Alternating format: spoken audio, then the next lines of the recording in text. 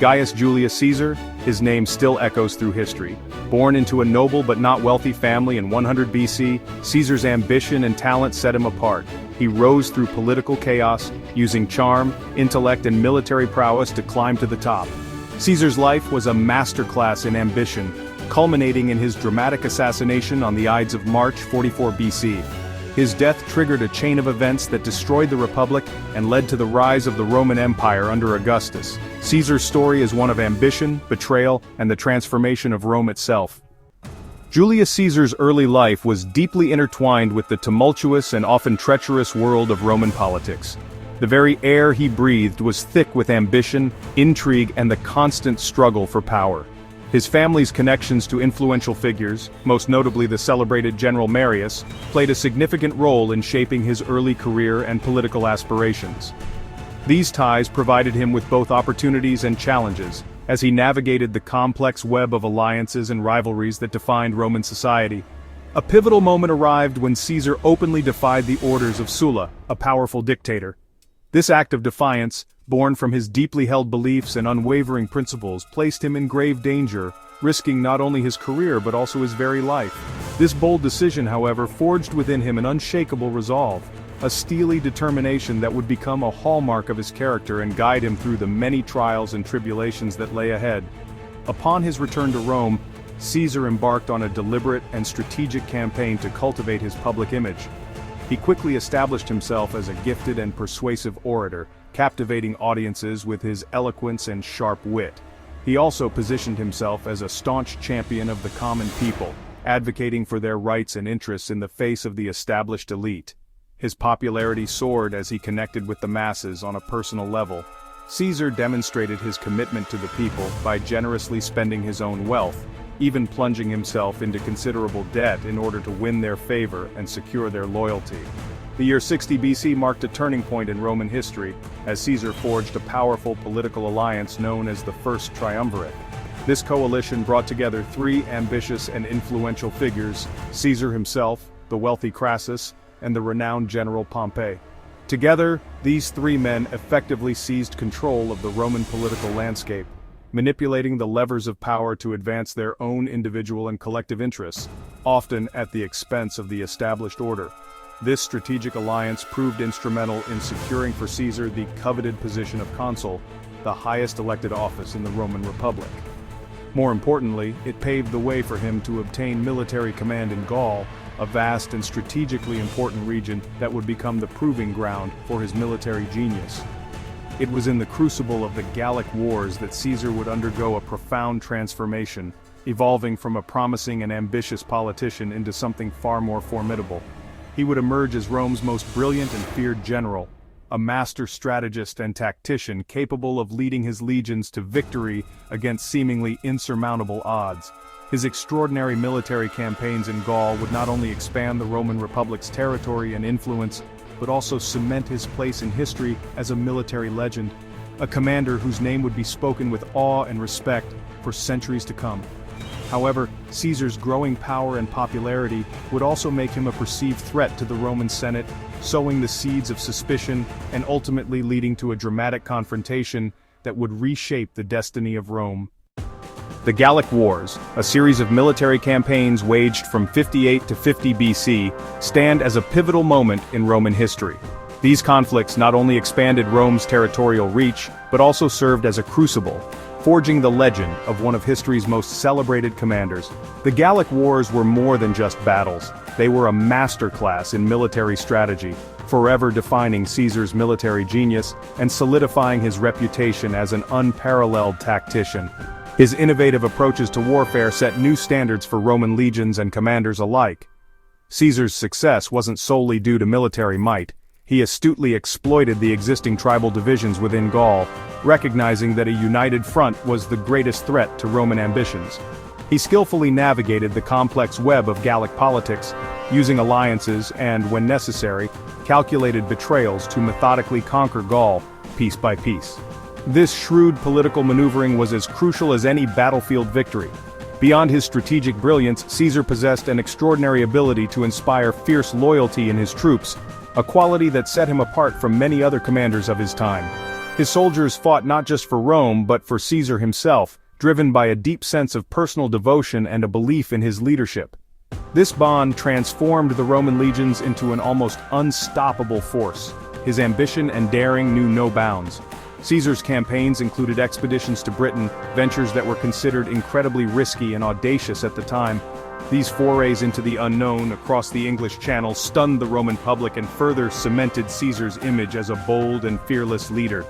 The siege of Alesia stands as a testament to Caesar's military genius. There, he besieged the forces of Vercingetorix, the leader of the Gallic resistance, in a daring and complex operation.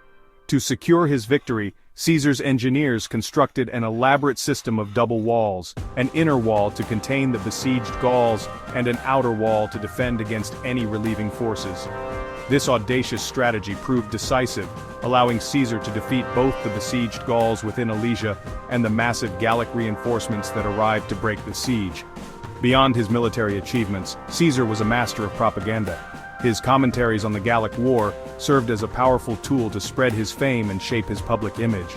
These writings, distributed widely throughout Rome, meticulously crafted a narrative of his victories, influencing public opinion and bolstering his political standing. Caesar's ambitions extended beyond mere territorial conquest. He understood the importance of winning over the hearts and minds of the Roman people. He skillfully used propaganda and public works to cultivate a positive image, ensuring that his victories translated into political capital back in Rome. By the end of the Gallic Wars, Caesar had transformed himself into a figure of immense power and influence. He was not only a celebrated war hero, but also a political powerhouse, poised to reshape the destiny of Rome. Caesar's growing power alarmed the Senate and his former ally Pompey. Ordered to disband his army and return to Rome, Caesar faced ruin or rebellion. On January 10, 49 BC, he crossed the Rubicon, declaring, "The die is cast." This act was open rebellion. Civil war erupted. Caesar's rapid advance forced Pompey and the Senate to flee Rome. He entered the city unopposed, seizing control and the treasury. The Republic was now at war with itself, and Caesar was its greatest challenger. The crossing of the Rubicon marked the end of the old order. Victorious, Caesar returned to Rome as dictator for life, a move that unsettled the elite. He launched sweeping reforms, overhauling the calendar, expanding citizenship, and launching public works. The Julian calendar, his creation, still shapes our lives today. He limited elite land ownership and settled veterans in new colonies. These reforms won him popular support but deepened aristocratic resentment. Caesar's image on coins and his royal trappings fueled fears of monarchy. While he rebuilt Rome, he made powerful enemies who saw him as a tyrant. In 44 BC, fear and resentment among senators exploded into conspiracy. Led by Cassius and Brutus, Caesar's former protege, the liberators plotted his death. Despite warnings, Caesar attended the Senate on the Ides of March. Surrounded, he was stabbed 23 times, falling at the feet of Pompey's statue. "Et tu, Brute?" His legendary last words echoed betrayal. The conspirators hoped to restore the Republic, but instead unleashed chaos. The people mourned Caesar. Civil war erupted once more. The Republic's fate was sealed by the very act meant to save it. Caesar's death was more than just the end of a man. It destroyed the very foundations of the Roman Republic, a system of governance that had endured for centuries. The assassination created a power vacuum, plunging Rome into chaos and ultimately birthing the empire, a new era defined by centralized authority and imperial rule. The ideals of the Republic, once held so dear, were swept away in the tide of ambition and political maneuvering. His supporters, a formidable force led by the skilled general Mark Antony and Caesar's adopted son Octavian, recognized the threat posed by the conspirators. They understood that Caesar's legacy and their own ambitions were at stake. They rallied Caesar's legions and engaged the conspirators in a final bloody civil war that engulfed the Roman world. The battles were fierce, the stakes were high, and the fate of Rome hung in the balance as armies clashed across vast territories. Ultimately, Antony and Octavian's forces crushed the conspirators, avenging Caesar's death and paving the way for a new political order. Following the victory, Octavian, through shrewd political maneuvering and military might, consolidated his power. He adopted the title of Augustus, becoming Rome's first emperor, marking the definitive end of the Republic and the beginning of the Roman Empire. This transition was ironically fulfilling what the assassins had so desperately feared, the rise of a single, all-powerful ruler. Their attempt to preserve the Republic only accelerated its demise, ushering in an era of imperial autocracy. Caesar's name, once simply a personal identifier, became synonymous with power, authority, and imperial rule.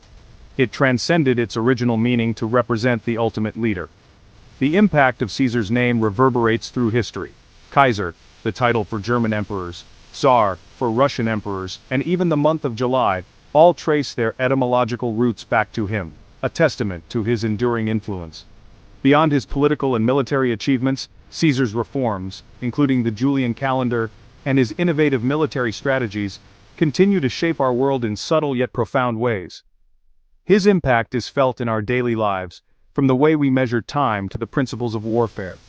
Writers, poets, playwrights, and artists throughout the ages have immortalized his story, depicting him as both a brilliant leader and a flawed human being, ensuring his legend lives on. Caesar's life and death serve as a timeless lesson in the seductive nature of ambition, the precariousness of power, and the inherent fragility of even the most established political systems. Caesar's life marks a pivotal turning point in world history, a moment that irrevocably altered the course of Western civilization and continues to resonate today. He stands as a monumental figure bridging the gap between the Roman Republic and the vast Roman Empire, a transition fraught with conflict and consequence. From the ruins of the Republic, a new world order arose, forever changed by Caesar's actions and the events that followed his assassination. The legacy of Julius Caesar endures, etched in stone and memory, forever marking the course of history with his name and the profound changes he wrought.